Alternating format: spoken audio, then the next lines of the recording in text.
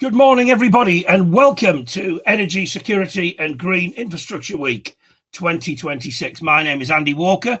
I'm a construction and infrastructure journalist, editor of Infrastructure Insights and Infrastructure Global, and also a proud member of the International Building Press.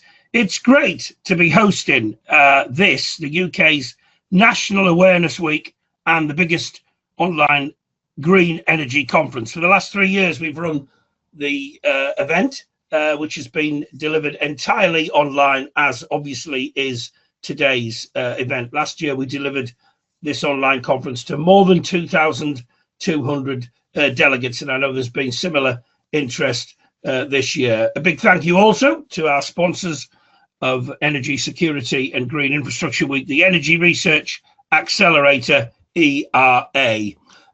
First up, we've got two, what I'm sure are going to be very interesting and extremely topical opening addresses, and they're going to start momentarily. After that, we've got three panel sessions where we'll be discussing some of the key issues facing the sector going forward. But before then, I'm delighted to say that we've got two opening speakers who are working at the very centre of the green transition and very much involved in the delivery and organisation of green infrastructure. First up, we've got Neil McDermott, who's the Chief Executive Officer at the Low Carbon Contracts Company, and he'll be followed by Chris Stark, Head of Mission Control for Clean Power 2030 at the Department for Energy Security and Net Zero, who were very much in the news yesterday, and I'm sure we'll hear a lot more from that in due course. First up, we've got Neil McDermott, as I said, the Chief Executive and a Board Director of Low Carbon Contracts Company and also the Electricity Settlements Company. Neil joined the Low Carbon Contracts Company and ESC in 2014 and led the setup and growth of these companies, where today they manage large portfolios of contracts for difference and capacity market agreements. Both have got pivotal roles in contract management, settlements, and the development of these key markets. And I know that Neil is going to be giving us a really good overview to kick things off for our event today. So Neil, the floor is yours. Thank you, Andy, and good morning, everyone, and welcome from me to the Energy Security and Green Infrastructure Week conference. As Andy said, I'm Neil McDermott, CEO of the Low Carbon Contracts Company, and in the next 10 minutes, I'm going to introduce LCCC, our role, and with a focus on 2025 highlights and some 2026 look ahead. So look, the timing of this conference could not be better. It comes hot on the heels of the announcement yesterday of the CFD allocation round 7 results for offshore wind. And you know, this was a big day for the energy transition. And frankly, it's an exciting time to work in the industry. For LCCC, this means we take on another 22 electricity CFDs. And with that is about 8.4 gigawatts of offshore capacity. And this takes our portfolio of CFDs to over 380 contracts. And of course, we look forward to the results of AR7A in early February. And that is the auction for other technologies, including onshore wind, solar, tidal, geothermal, and other emerging technologies. And I'll say a bit more about the portfolio in a minute. But just taking a step back for those of you that may not be familiar with LCCC, the company was set up in 2014 as a government-owned, not-for-profit and operationally independent counterparty to what was the new contracts for difference. Private law contracts over 15 years as it was then, with a fixed strike price for the output of renewable and low carbon electricity. With a CPI or inflation, fixed strike price and investor protections, then these contracts support investor confidence, guaranteeing a fixed price and lowering the cost of capital for these capital intensive projects. And now CFDs are being extended to 20 years, providing longer term price stability for consumers. We were also set up, as Andy said, as the settlement body for the capacity market. And that's the mechanism in the UK where energy security is provided. So there's always sufficient dispatchable capacity available at times of high demand and low renewable output. So since 2014, the rollout of renewables has grown rapidly, and the CFD really has become known as the gold standard for revenue support contracts. And 11 years into the scheme, it's clear that the demand for CFDs continues to be strong, and it's seen as a critical aspect of these major infrastructure projects. In Q4 last year, we announced that 10 gigawatts of renewable capacity supported by CFDs is now operational. And that's enough generation for over 15 million households. Including these AR7 projects, and assuming they're signed, we still need to do that, there's another 33 gigawatts of projects in the CFD portfolio that are in development and construction. So that's 43 gigawatts in total. And that portfolio spans offshore wind, onshore wind, solar, tidal, geothermal, and other emerging technologies. And if we think about private sector investment, then up to AR6, so that's allocation round 6 that took place in 2024, we estimate that CFD has attracted over 77 billion of private sector investment into renewables. And the results yesterday will increase that number further. And you know, this private sector investment drives benefits for communities across Great Britain, with multiplier effects in supply chain companies and local communities. And I know that government and investors alike are keen to see the development of GB-based supply chains and jobs. And the use of auctions clearly drives competition for investors, as we saw in the results yesterday, seeking an opportunity to win a CFD and get best possible value for consumers from the cost of electricity from these low carbon sources. The success of the CFD has seen us work with government over the last few years and with investors to develop the CFD into other areas of the economy, and how the CFD can be used to attract private sector investment into areas like carbon capture, usage and storage, and also the production of hydrogen.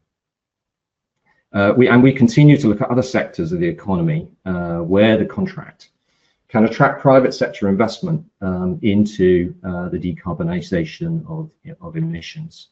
One of those is sustainable aviation fuels, and that is a contract being developed that will bring investment into the production of SAFs. We're working with the Department of Transport in the UK to develop the scheme and the sector. And these sectors have really started to take off as well. In 2024, we saw the financial close for Net Zero Teesside, a gas-fired power station with carbon capture technology, with the emissions due to be captured and stored under the North Sea. In 2025, we signed CFD contracts with 2 new CCUS projects that will help to decarbonise hard-to-abate sectors in the economy. One of those is the Payswood Cement Works project, where the emissions from the production of cement will be captured and stored under off the coast of Liverpool via the pipeline and store being developed by ENI. In the same location, we've got the Protos Energy Recovery Facility, which is generating almost 50 megawatts of electricity, or will do, from non-recyclable residual waste with carbon capture to cut emissions, being taken through the same pipeline and into the same store in the HyNet cluster in northwest England and North Wales, one of the most advanced CCUS hubs. Industrial carbon capture has a vital role to play in achieving net zero, and these projects will contribute towards the government's goal of capturing 20 to 30 million tonnes of CO2 annually by 2030. We were also delighted to sign the low carbon hydrogen agreements that came out of the hydrogen allocation round 1 negotiations led by government during 2024.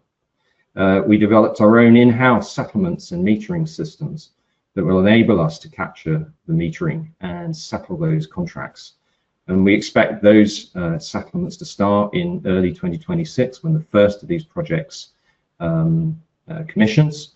And that'll be the first money flows in this sector, which is going to be an exciting achievement following much work by everybody in the sector. We saw the close of financial close for Sizewell C, in 2024, and we're the revenue collection counterparty. So we started collections in 2025, and we'll be starting payments to the project in 2026.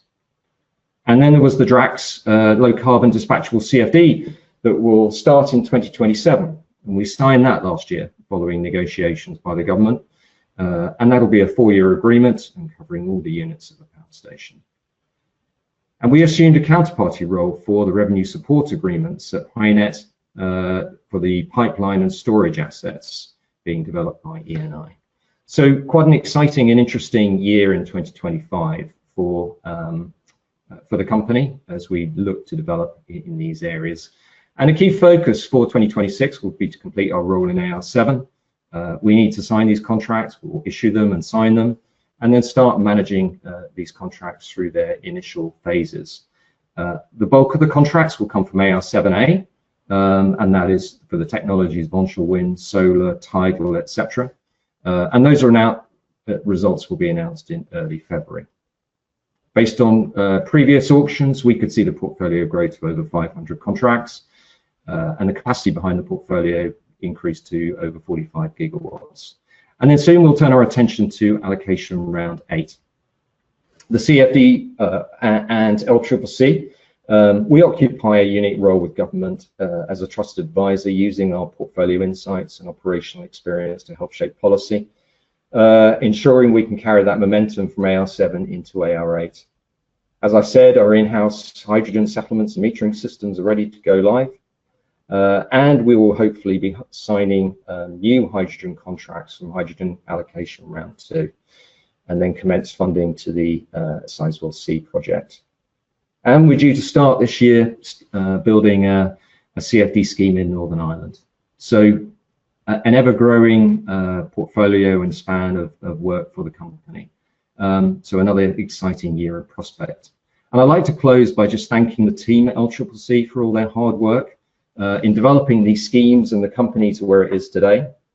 The success of the CFD scheme, the investor confidence built, and the reputation of LCCC as a pragmatic and reliable counterparty has been built over the years and is much to do with the hard work and dedication of the excellent people in the company. And with that, I'll say thank you, and I will hand back to Andy and wish you all a good conference. Thank you, Andy. Thanks very much indeed, Neil. And it's clear from what Neil said, and I'm sure it'll be clear from what Chris said, is that there's a lot going on in this area. Next up, we have Chris Stark, who's head of Mission Control for Clean Power 2030 at the Department for Net Zero.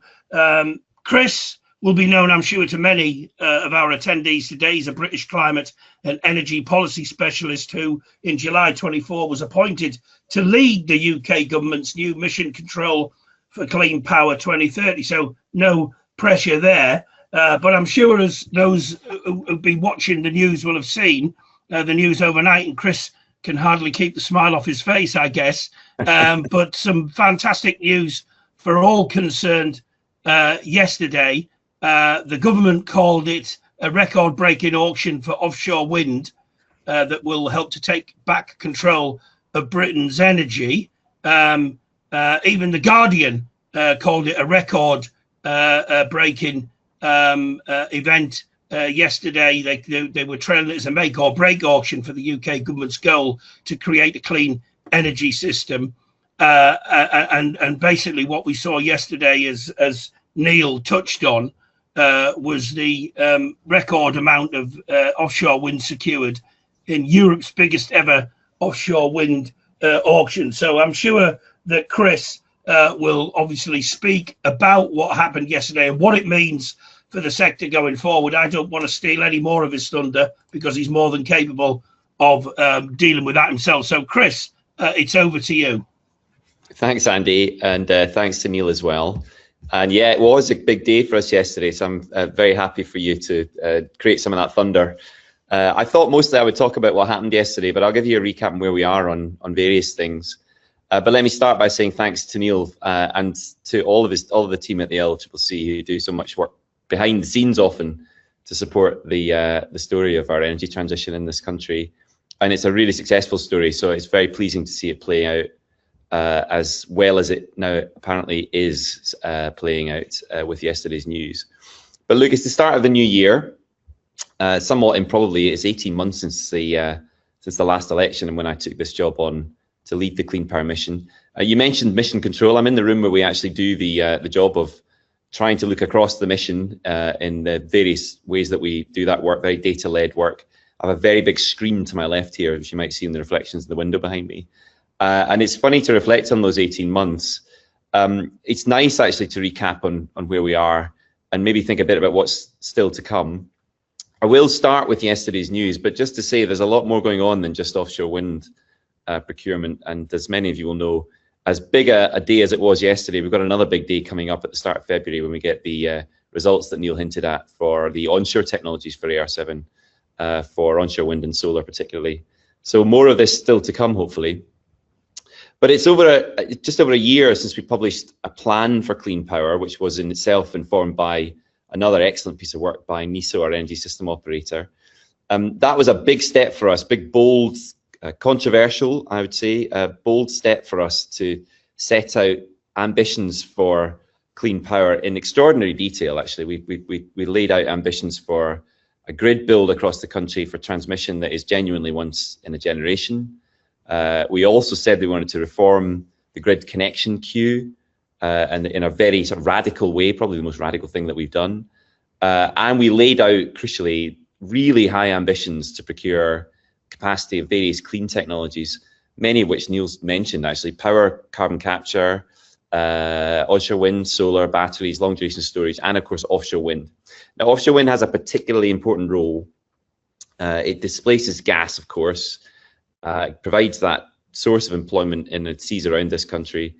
But more important than that, for the energy system, it's able to provide sort of unrivaled volume of renewable electricity. Although we have solar resources and onshore resources, there's nothing quite like offshore wind, given the wind resource that we have in the seas around Great Britain. So yesterday's results were particularly important for us. We had the results of the latest offshore wind auction yesterday. It was important for a number of reasons, but really for me, at least working here in Mission Control, the first real opportunity to see the impacts of the various changes that we've been putting in place over the last 12 to 18 months to bring about that clean power system by 2030. We had a lot of things in play yesterday. So those results were important for us here in the UK, also important for a global offshore wind industry that has been battered over the last couple of years, possibly even longer, since the price spike that we saw following Russia's invasion of Ukraine. It's been a difficult time for the offshore wind industry. So we were aware yesterday of the importance that the UK was going to need to play in getting that global industry back on track. Happily, we were delighted with the outcome of yesterday's auction. It's hard to overstate how pleased we were with it. Very good for our energy security, very good for consumers. I'll talk a bit about that too. Very good for British industry, especially our renewables industry and those employed in it. And obviously it's very good for our ambition for clean power too. And more, I think, directly, it's a great example of industry and government working together. I spent yesterday doing lots of calls to developers and to journalists. What you got back from those developers was how pleased they were to see confidence flooding back into that market. And even some of the developers who weren't successful in the auction yesterday told me they were pleased with the size of the budget that we put into the contract for difference this year. So it's exciting because we're going to get billions of investment to the UK more quickly at a cheap rate, the more that confidence returns. So yesterday I described the result of the auction as stonking. Very pleased to get that into an official government press release. I could have used even more colourful language. In every respect, I think we saw a great outcome for the country. The headline was that we secured almost 8.5 gigawatts of new offshore wind, all of which we can have operating by 2030. So that makes this very important for the Clean Power mission. It's probably the single biggest auction there has ever been in the world. Not the biggest deployment in a single year, that was China, but it's astonishing to see the volume that has been procured through that auction. These are mega infrastructure projects, and many of you on the call will understand that. Very, very gratifying also to see that they're geographically spread sort of around Great Britain. We were estimating comfortably, actually, that we've unlocked £22 billion of private investment with that auction. That we think will support at least 7,000 good skilled jobs in this country, and that's tremendous. Wales and Scotland had the first projects to get a contract for a number of years. Wales in particular has waited a long time for a contract, for a project to receive a CFD contract. That's going to help secure a diverse British supply chain for projects across the UK. Today, actually, we're talking about the Clean Industry Bonus, results of that coming out today, which is the thing that with the scheme that we aligned with the Contract for Difference to give an extra boost for those projects that wanted to use British produced technologies, British content. Fair to say we are delighted with that outcome too. We have the Prime Minister going to the north of Scotland to talk about that today. So it's not just an energy story, happily, it's really a story of confidence restored in the energy industries that support offshore wind and renewables. So that's the ports, that's the turbines, it's the cables, it's all the components, all the skilled work that's needed to make that work. It's going to put the UK right at the forefront of producing those technologies again, and right at the forefront of employing people in those industries. You can already see that happening if you go to places like Hull or like Newcastle. I'm very pleased that we're able to say that those good stories are going to go to other parts of the country as a result of yesterday's news. So in that 8.2 gigawatts of fixed bottom offshore wind, we had contracts awarded to the Dogger Bank South project, which is just off the coast of Yorkshire. We had Norfolk Vanguard, which is off the coast of East Anglia. Those are two of the largest offshore wind farms in the world. Thousands of jobs attached to that. Berwick Bank in the North Sea, which is in Scotland, is the first new project since 2022. That's the largest planned offshore wind project anywhere in the world. It got a contract. And we had the first Welsh project to win a contract in more than a decade, in the Awley Moor project. More than a decade they've waited to get a contract there in Wales. That's another huge project there. We also had floating wind, and really important, that's a technology for the future, but we're demonstrating our commitment to that. We had the Erebus project, which is in the Celtic Sea. We had the Pentland project in Scotland, which crucially was backed by investment by Great British Energy and the National Wealth Fund. So that's the whole of government kind of working together to support this story on floating. And I mentioned at the top of the comments, the importance of it for us was not just to see this come through, but also to get a demonstration of how well various changes that we put in place in the last 18 months were working to make these auctions a success. Some of those were pretty controversial at the time, but all of them really proved their value. So we took the decision to extend the contract length from 15 years to 20 years. That was to spread the cost across a longer period because we wanted to improve the consumer impact now. That seems to have worked really well for us. We wanted those prices to be as keen as they could be. Auctions are really important as a way of delivering that. So we wanted to make sure there was good price competition. We allowed some projects in that were not fully through to their full planning determination yet, close to it, but not fully through, to try and improve the competition. That worked well for us. We had an initial budget, as we call it, for the Contract for Difference that was deliberately set lower than we thought we could go to encourage price competition from the developers. That's worked well for us. And the big change yesterday was actually something that's not commonly known, is that we changed the auction rules so that the Secretary of State could see bids above that agreed budget and make an informed decision about where to draw the line on price. And that was really important. We didn't get to see the names of projects. We saw they were, of course, still anonymous, but we got to see the generator capacity that was being offered and the price that they were offering to deliver that capacity. That meant we could draw the line in a place that we thought there would be value for money for the consumer. So last year's auctions and the ones before it, we wouldn't have that facility. So I described it yesterday as a bit like going to a restaurant, paying the bill before you knew what you'd ordered. This time round, we had some new information that allowed us to grow the size of the budget to actually double what we'd said initially, and avoid what had happened in previous auctions of, knowing there had been good value stuff outside of the budget that we'd set. So really exciting to see that work. The price that came from that for fixed bottom offshore wind, just over £90 per megawatt hour. We think that's a tremendous result. It smashes some of the forecasts that were around of 100 quid plus before the auction. Shows that these auctions are really working. Really important context on that price.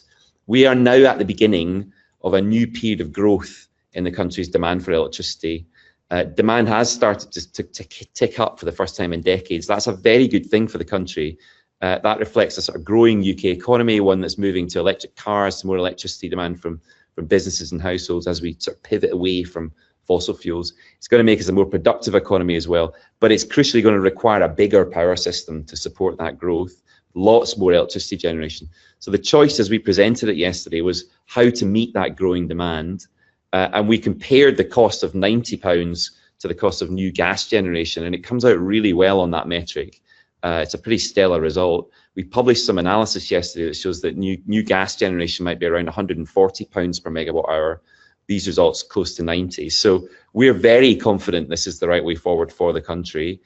We hope that these prices, of course, will be supplemented by some even better prices from the onshore resources in the next set of AR7 results just coming up. So that opens up the kind of growth in power generation that the country's going to need to compete for global investment. We're confident that these results, once we have those full set of results for onshore wind and solar, are going to contribute to lower bills.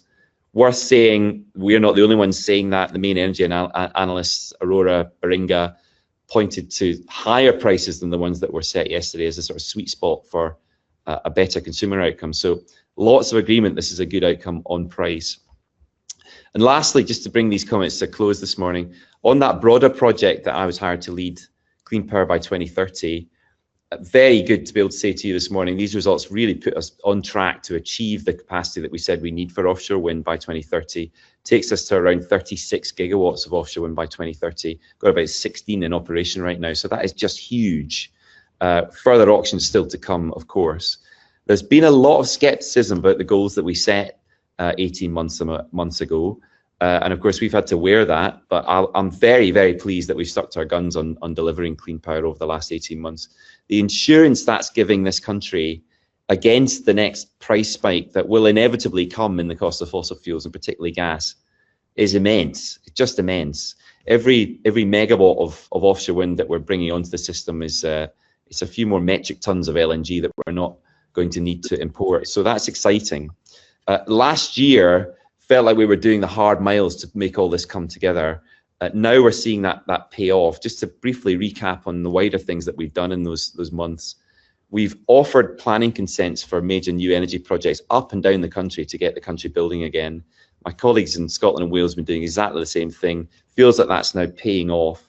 The energy regulator, Ofgem, has now given the green light for that once-in-a-generation programme of transition build.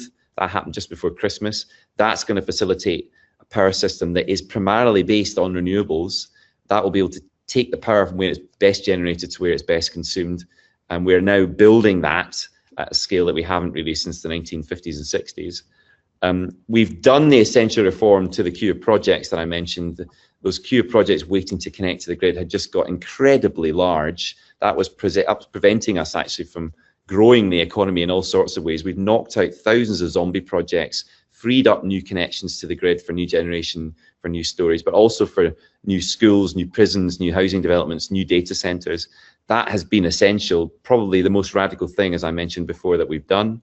That has come into play now. We're in the last stages of that work.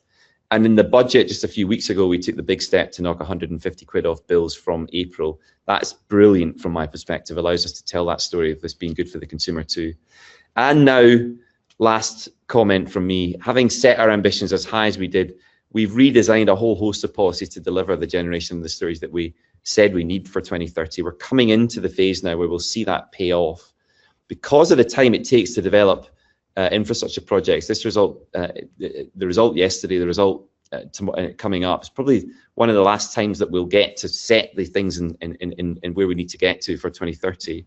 And I'm so pleased that it's going so well. It's a real endorsement of the steps that we've taken to bring about this goal that will bring these benefits to the people in the UK. All of that's now in play. So it's a pretty satisfying time for us at the start of 2026. And it's and crucially, I suppose, for all of you on the call, I hope it's a good time for us to be working on green infrastructure here in the UK. But with that, I'll just say thank you. Thanks very much indeed, Chris. You can almost feel the enthusiasm coming out, both you and Neil, and it's great to have been able to platform two people who were mentioned in a very high up in a government press release yesterday. And personally, I've been working in infrastructure journalism for more than 35 years, and I've never seen the word stonking, which I think is a good Scottish word as well, in a government press release. So very well done for that. And just so that Neil doesn't feel left out, although I'm sure he won't, he made a very, very important point in that press release about certainty for the industry, which I think is absolutely crucial, and I think will be a recurring theme throughout our event today. Neil and Chris are going to leave us now. We just need to say thank you for their contributions and congratulations as well